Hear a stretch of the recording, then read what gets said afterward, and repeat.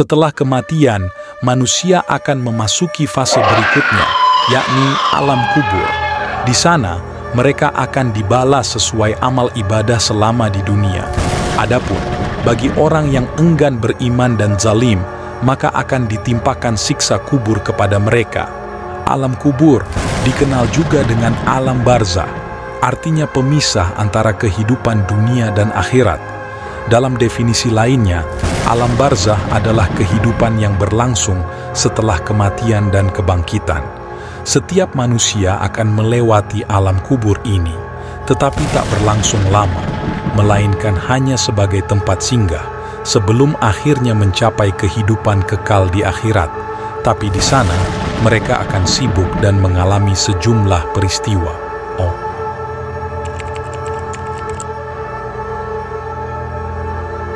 Ketika jasad manusia yang telah wafat sudah diletakkan dalam liang kubur, maka disitulah akan datang dua malaikat penjaga kubur yang menakutkan nan kejam, seraya menanyakan beberapa pertanyaan. Sebagaimana dalam hadits dari Anas bin Malik, Rasulullah bersabda, seorang hamba jika telah dimasukkan ke dalam kubur dan ditinggalkan oleh handai taulannya, ia dapat mendengar suara sendal mereka. Jika mereka telah pergi, dua malaikat mendatanginya, mendudukkannya dan bertanya, "Apa komentarmu tentang lelaki bernama Muhammad?" Jika ia mukmin, ia berkata, "Aku bersaksi bahwa ia adalah hamba Allah dan Rasul-Nya." Jika ia kafir atau munafik, ia menjawab, "Aku tidak tahu.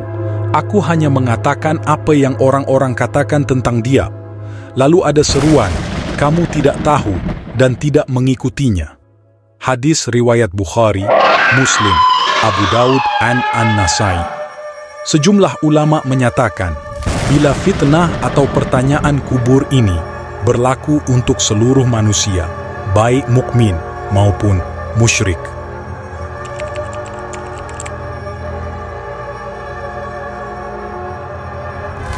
Golongan ateis, kaum Khawarij, sebagian pengikut Mu'tazilah tidak mempercayai adanya azab kubur ini. Menurut mereka, siksa kubur ini berada di luar jangkauan ilmu. Padahal dalam Al-Quran, Allah Subhanahu wa Ta'ala telah menunjukkan isyarat adanya siksa kubur ini, di antaranya dalam surat At-Taubah ayat 101, yang artinya mereka akan kami siksa dua kali, kemudian mereka akan dikembalikan kepada azab yang besar. Quran Kemenag memberikan penjelasan pada catatan kaki bila siksa yang pertama adalah azab dunia dan yang kedua yaitu azab kubur.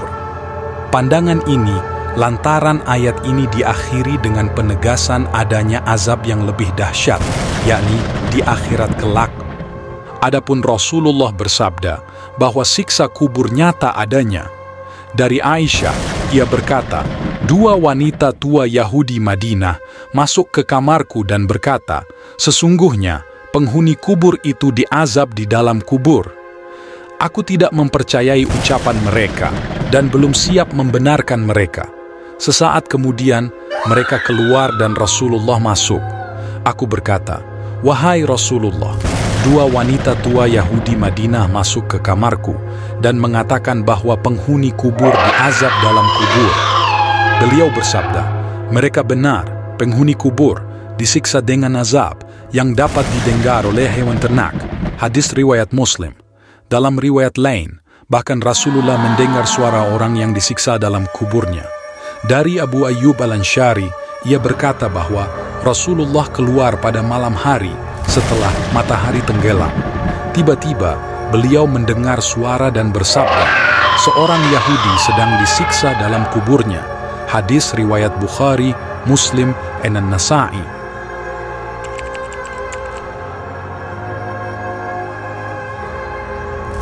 Umar Sulaiman Al-Ashgar menguraikan, setelah manusia ditanya, beberapa pertanyaan oleh malaikat Mungkar dan Nakir.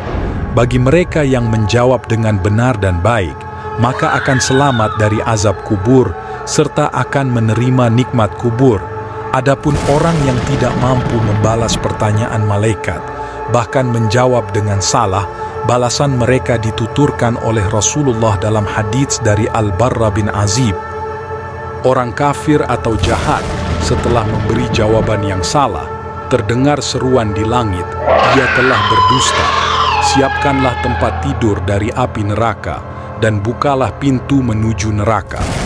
Panas dan racun neraka mendatanginya, dan kuburan menjepitnya hingga tulang-tulangnya remuk. Lalu datanglah kepadanya seorang lelaki yang buruk wajahnya, kumal pakaiannya busuk baunya, lalu berkata, "Bergembiralah dengan sesuatu yang menyengsarakanmu. Inilah hari yang telah dijanjikan bagimu." Ya. Si kafir berkata, "Siapa kau? Wajahmu membawa kejahatan."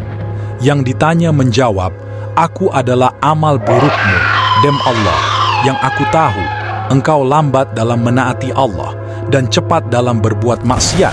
Semoga Allah membalasmu dengan kejahatan." Kemudian Allah menjadikannya buta, tuli, dan bisu.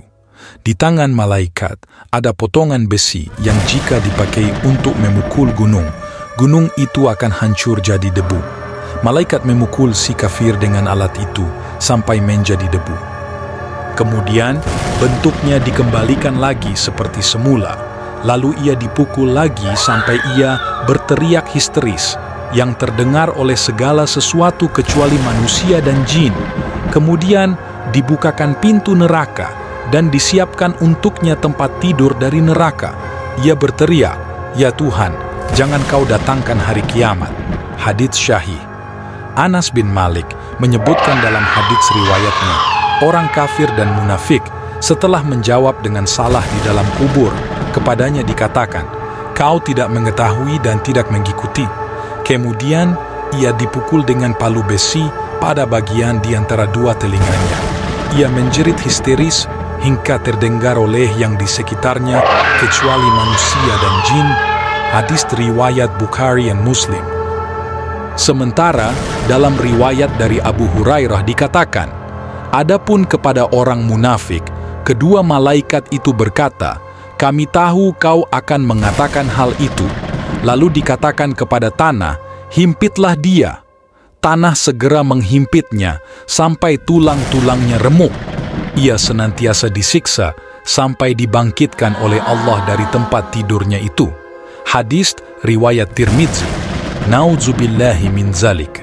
Semoga kita semua dijauhkan dari siksa kubur.